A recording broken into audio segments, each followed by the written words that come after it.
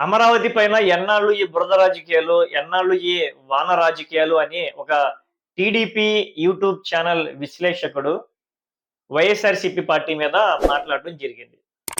అయితే అసలు అమరావతి మునిగిందా? లేదా? అనేది ఇప్పుడు ప్రధానమైన చర్చ. వైఎస్ఆర్‌సీపీ పార్టీకి చెందిన మీడియా గాని, సోషల్ మీడియా గాని, వైఎస్ఆర్‌సీపీ పార్టీకి సంబంధించిన కీలక ఎమ్మెల్యేలు వాళ్ళంతా కూడా డైరెక్ట్‌గా ఆధారాలతో అదిగో అమరావతికి మళ్ళీ వరద వచ్చింది. అమరావతి ఐకానిక్ టవర్స్ ఏకంగా మునిగిపోయాయి. అమరావతి ఇంకా మునిగిపోతుంది అని చెప్పి అటు కృష్ణానది నుంచి, అటు వాగుల నుంచి వస్తున్న వాటర్‌ని వేరే వైపు మలిచారు. అక్కడ దాదాపుగా 11,000 ఎకరాలు వరి పంటంతా నీట మునిగింది అని చెప్పి YSRCP section of media, YSRCP కార్యకర్తలు గాని, వైఎస్ఆర్‌సీపీ సోషల్ మీడియా గాని ప్రచారం చేస్తున్నారు. కొన్ని ఛానెల్స్ కూడా డైరెక్ట్‌గా అమరావతి లొకేషన్స్‌కెళ్ళి బ్యాక్‌గ్రౌండ్‌లో పెట్టుకొని ఇదిగో అమరావతి మళ్ళీ వరద వచ్చింది. అమరావతి ఐకానిక్ టవర్స్ నా వెనకాల ఉన్నాయి. చూడండి కావాలంటే. ఇది ఏఐ వీడియో కాదు అని చెప్పి, రియలిస్టిక్ వీడియో అని చెప్పి కొన్ని ఛానెల్స్ అయితే రియాలిటీగానే చూపిస్తున్నాయి. ఇటు టీడీపీ సెక్షన్ తెలుగుదేశం పార్టీ పచ్చ ఛానెల్స్ గాని, తెలుగుదేశం పార్టీ సోషల్ మీడియా గాని, తెలుగుదేశం పార్టీకి సంబంధించిన యూట్యూబ్ ఛానెల్స్ గాని అసలు అమరావతికి వరదే రాలేదు. అది ఖాళీ ప్రాంతం కాబట్టి వర్షం వచ్చిన నీరు అక్కడే స్టాక్ ఉంటది. దానికి పెద్ద చర్చ ఎందుకు? వేరే చోట ఎక్కడైనా వర్షం పడినా సరే అలాగే వాటర్ స్టాక్ అవుద్ది. నిలబడుతూ ఉంటాయి.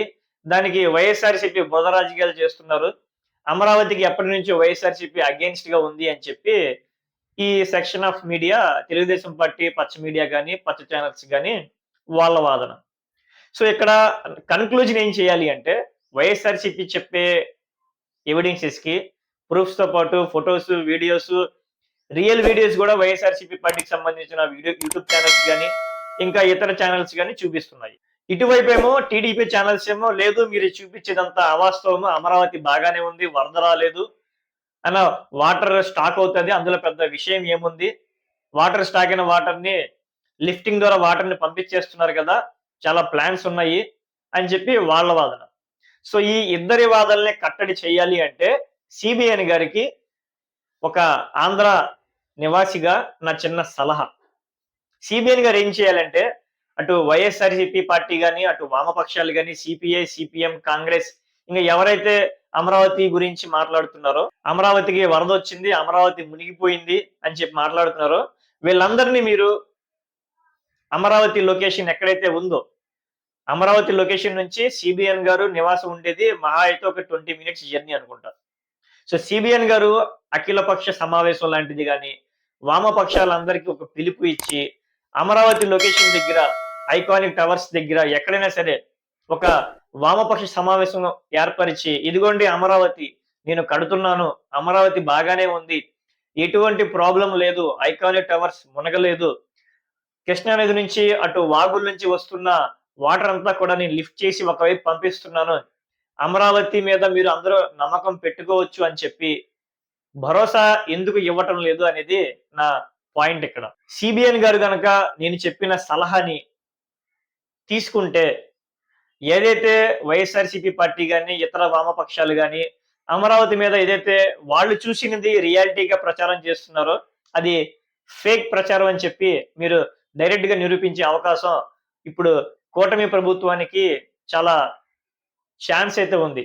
సో ఇది గనక కూటమి ప్రభుత్వం నిరూపిస్తే మళ్ళీ 2029లో డెఫినిట్‌గా అధికారంలోకి వచ్చే అవకాశాలు చాలా ఉన్నాయి. కానీ కూటమి ప్రభుత్వం గనక వైఎస్ఆర్‌సీపీ ఏదైతే ఎలిగేషన్స్ చేస్తున్నాయో అమరావతి మళ్ళీ మునిగిపోయింది. అమరావతి రాజధానికి సరిపోదు. అమరావతి రాజధానికి సూట్ కాదు అని చెప్పి ఏదైతే ప్రచారం చేస్తున్నారో రియాలిటీగా. సో ఆ ప్రచారాన్ని కూటమి ప్రభుత్వం తిప్పికొట్టే అవకాశం ఇప్పుడు కూటమి ప్రభుత్వానికి వచ్చింది. మరి సీబీఎన్ గారు దీని మీద ఏ విధంగా రియాక్ట్ అవుతారు? ఓన్లీ పత్రికల వైపే కౌంటర్‌కి కౌంటర్ ఇవ్వడంలోనే రియాక్ట్ అవుతారా? లేదా రియాలిటీగా టీడీపీ ఎమ్మెల్యేలు, టీడీపీ ఎంపీలు, కూటమి సభ్యులంతా కూడా అమరావతి దగ్గరికెళ్లి ఒక లైవ్ ఏర్పాటు చేస్తే చాలా బ్యూటిఫుల్‌గా కౌంటర్ ఉంటది అని చెప్పి నా సలహా. Thank you.